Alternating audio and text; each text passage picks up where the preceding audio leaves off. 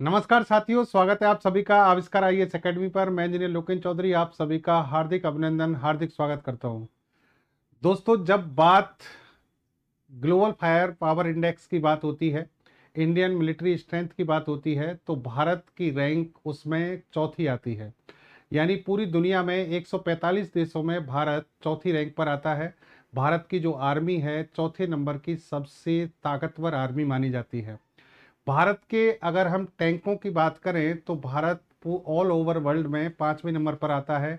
यानी number of battle tanks जो है हमारे पास इतनी संख्या में हैं, जो हमें टॉप 5 कंट्रीज में रखते हैं।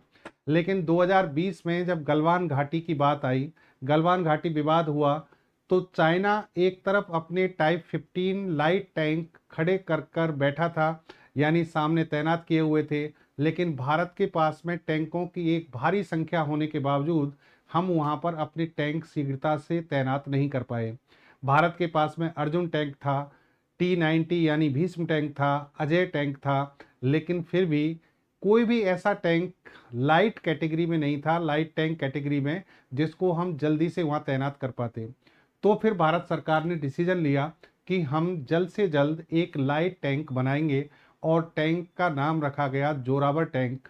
भारत की संस्था CVRDE, जो DRDO के अंडर में काम करती है, combat vehicle research and development establishment, Chennai Avadi में, वहाँ पर टैंक निर्माण से संबंधित प्रोग्राम चलते हैं। और भारत की एक कंपनी L&T, दोनों ने मिलकर इस प्रोग्राम को मात्र 2 सालों में अंजाम दिया। और आज ये जोरावर टैंक जो है अपने ट्रायल फेज में है, यानी आर्मी के लिए हम इसे समर्पित करने को तैयार हैं। बहुत जल्दी ये इंडियन आर्मी इसका उपयोग करते हुए दिखाई देगी। तो आज की जो खबर है हमारी जोरावर टैंक पर है। जोरावर टैंक की क्या खास बात है, भारत के दूसरे जो टैंक हैं उनमें क्या खास बात है, उन सभी पर हम बात करेंगे। तो देखिए, पूरी खबर को समझिए कि जब, जैसा कि मैंने कहा, 2020 में गलवान घाटी विवाद हुआ। चाइना के पास में लाइट टैंक मौजूद थे, लेकिन भारत के पास में टैंकों की भरमार थी, लेकिन ऐसा कोई टैंक नहीं था जिसको हम तैनात कर सकें। अभी 2025 की जो रिपोर्ट है, इंडिया मिलिट्री जो स्ट्रेंथ है उसकी हम बात करें, तो अब उसमें हमारा जो ग्लोबल फायर पावर इंडेक्स जो दिखाता है, वो टॉप 5 कंट्रीज में हम आते हैं। यानी ग्लोबल मिलिट्री स्ट्रेंथ जो है हमारी, वो टॉप 5 कंट्रीज में आती है। हमारी रैंक आती है 4, यानी 145 कंट्रीज में से चौथी रैंक पर भारत आता है, और ये अपने आप में बहुत बड़ी बात है। यहाँ पर देखिए, चाइना, रसिया, यूनाइटेड स्टेट, नॉर्थ कोरिया और इंडिया। इंडिया यहाँ 5वें नंबर पर यहाँ टैंकों की संख्या के आधार पर, कॉम्बैट टैंक स्टॉक्स किन किन देशों के पास कितने हैं, उसके हिसाब से भी हम 5वें नंबर पर आते हैं, और overall global fire power index में चौथे नंबर पर आते हैं।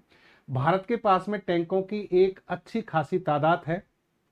जो ये टैंक हैं भारत के, वो किन किन कैटेगरीज में हैं, एक मैन बैटल टैंक है, मीडियम बैटल टैंक है, लेकिन भारत के पास स्मॉल बैटल टैंक, जिनको लाइट टैंक भी कहते हैं, वो अभी तक नहीं थे। उसी के लिए भारत ने एक प्रोग्राम शुरू किया और जोरावर लाइट टैंक को बनाया। जोरावर लाइट टैंक अब आपके सामने यानी तैयार हो चुका है। यहां पर देखिए खबर क्या है, लद्दाख के ऊंचे पहाड़ों पर जोर दिखाने आ रहा है जोरावर। चीन को काबू में रखने के लिए सेना को मिलेगा भारत का सबसे हल्का टैंक, और ये 2027 तक इंडियन आर्मी के पास में होगा, यानी इंडियन आर्मी में शामिल कर दिया जाएगा। हालांकि इसके जो ट्रायल्स हैं वो सारे कंप्लीट हो चुके हैं, और ये जल्द ही अभी यानी सेना जो है वो लद्दाख में इसका ट्रायल करेगी, और फिर ये यानी इसके समर्पित होने का जो प्रोसेस है वो पूरा शुरू हो जाएगा। अब देखिए, यहाँ पर आप समझना कि क्लासिफिकेशन ऑफ टैंक्स को समझे आप, कि टैंक कितने प्रकार के होते हैं। हमेशा ध्यान रखना कि भारत में एक संस्थान है जिसका नाम है CVRDE, combat vehicle research development establishment. ये चेन्नई में है, अवाड़ी एक जगह है वहां पर। वहां टैंक निर्माण से संबंधित कार्यक्रम DRDO के अंडर में CVRDE करता है। फिर प्राइवेट सेक्टर की कंपनी L&T वगैरह, इनको भी हमने इसमें शामिल किया है। टैंकों का क्लासिफिकेशन वजन के आधार पर किया जाता है। सबसे पहले सबसे छोटे आकार के टैंक होते हैं SVT, जिनको कहते हैं हम स्मॉल बैटल टैंक, लघु युद्धक टैंक। ठीक है, ऐसे टैंक जिनका वेट 35 टन से कम होगा उनको स्मॉल बैटल टैंक कहा जाता है, और इस कैटेगरी में हमने जोरावर को बनाया है। फिर आते हैं medium battle tank. Medium battle tank जो है उनका वजन 35 से 50 टन होता है। इसमें दो कैटेगरी है हमारे पास में, अजय टैंक और भीष्म। इसको T-72 कहते हैं और इसको T-90। एक्चुअल में ये दोनों ही हमने रसिया से आयात किए थे। रसिया में इनको T-72 T-90 के नाम से जाना जाता था। भारत में शामिल होने के बाद इनके नामकरण किया गया और इनको अजय और भीष्म नाम से जाना गया।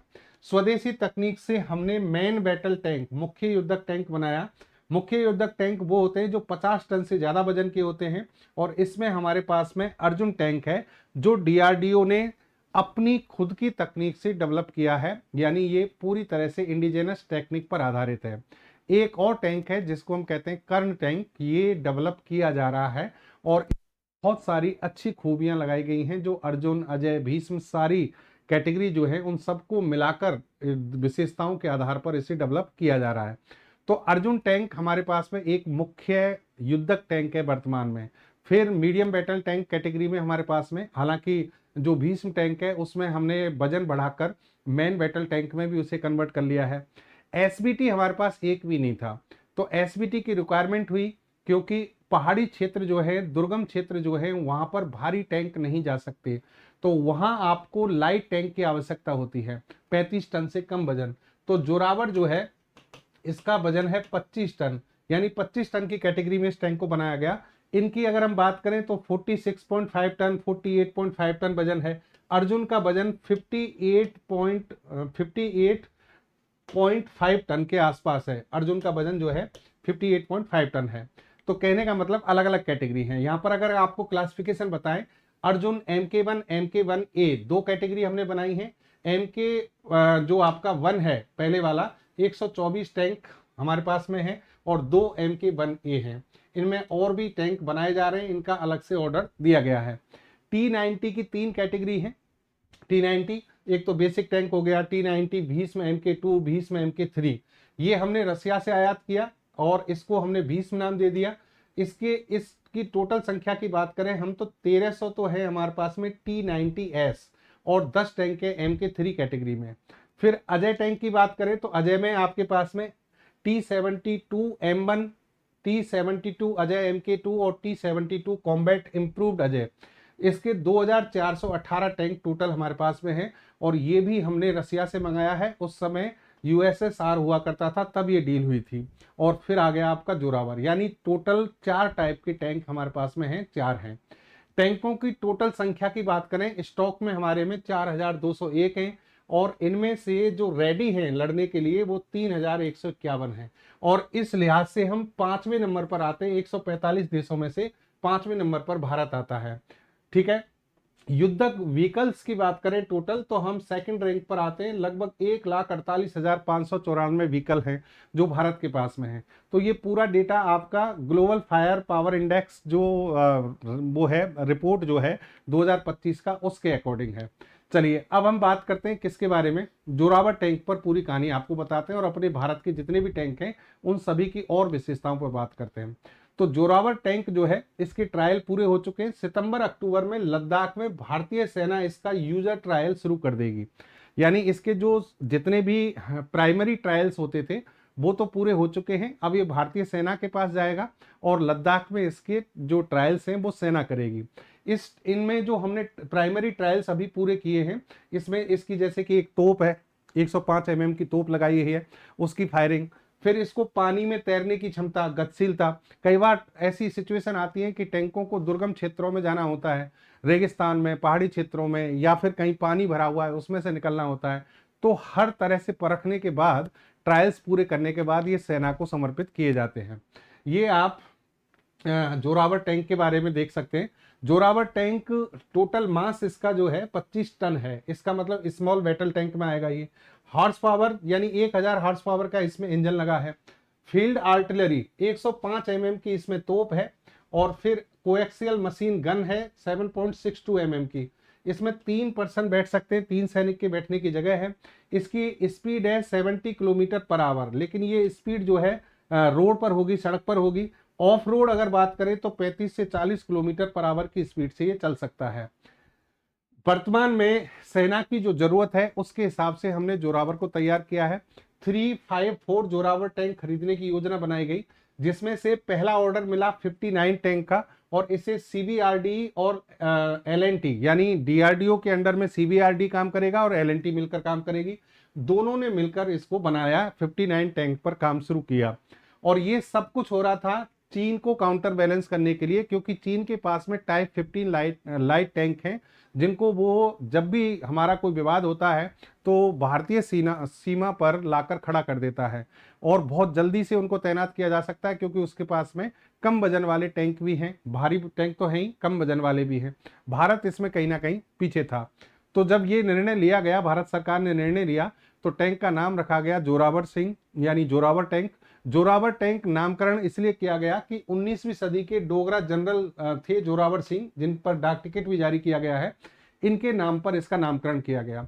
टैंक की खास बात ये थी, जो हमने इसके मापदंड रखे कि भाई ऐसा टैंक बनाया जाए जिसको कम से कम समय में, हल्का होने के कारण स्पीड ज्यादा हो, और कम से कम समय में रेगिस्तान, बर्फ, नदियों, इन सभी में आसानी, गतिशीलता हो, तैनात किया जा सके।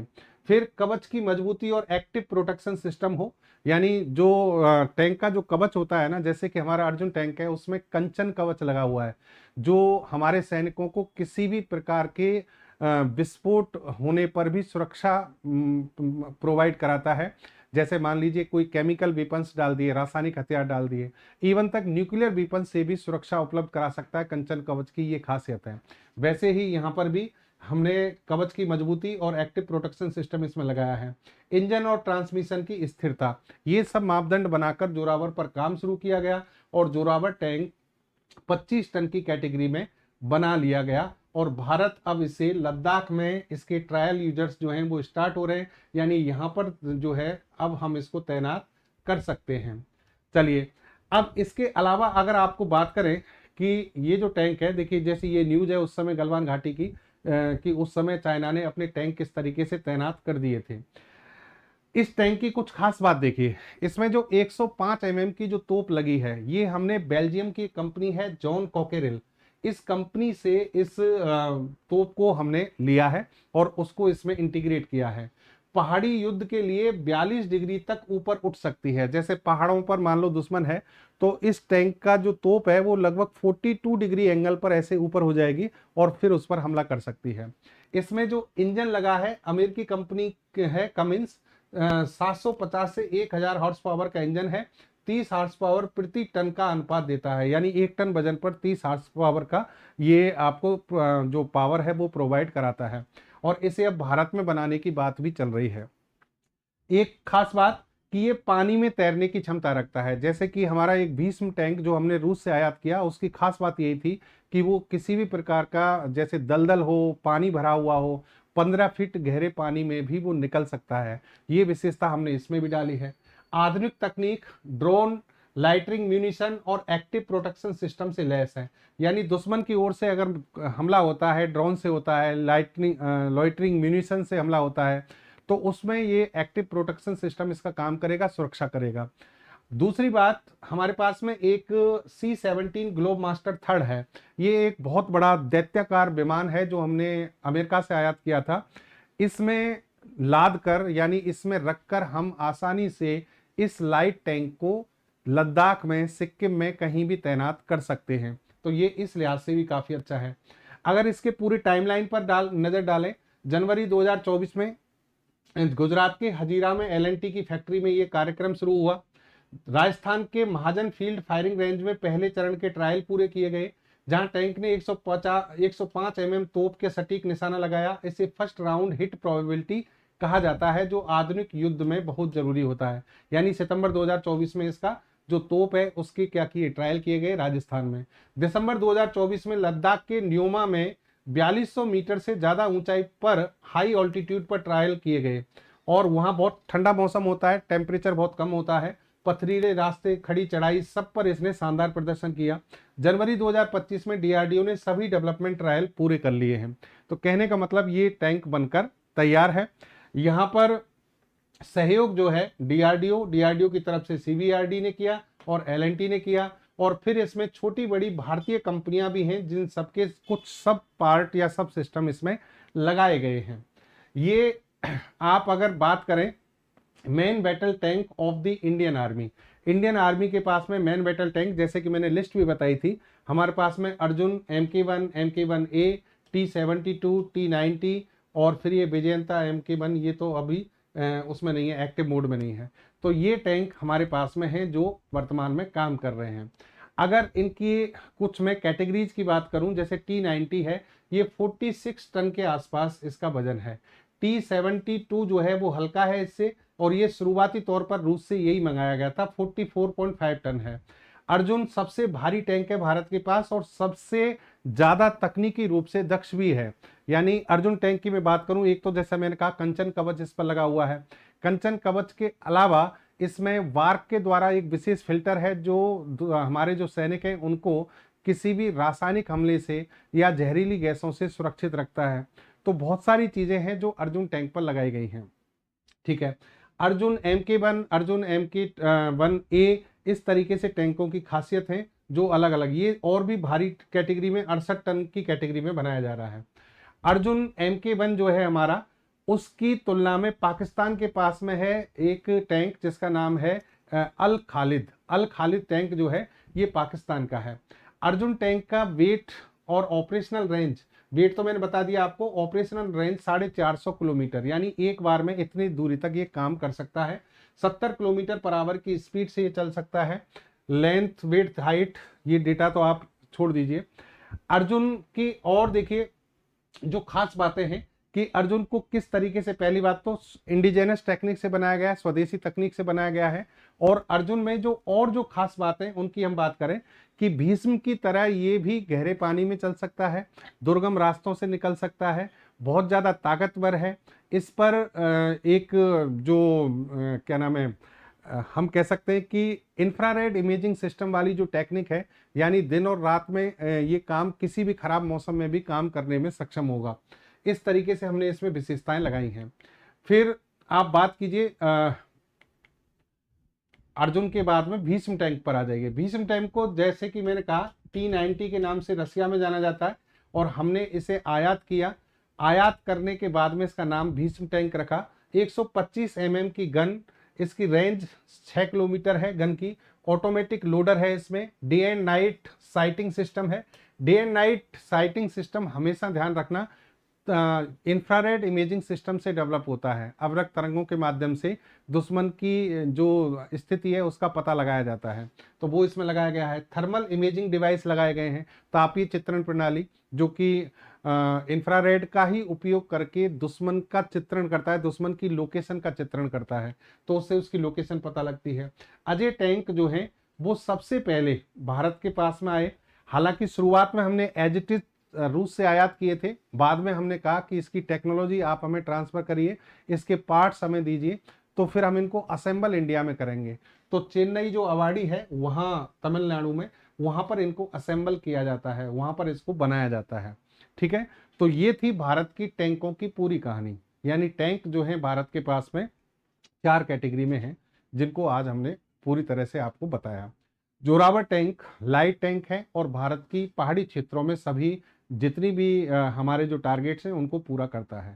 तो धन्यवाद साथियों, मिलेंगे नए सेशन में नई जानकारी के साथ, बेहतर जानकारी के साथ। जय हिंद, जय भारत।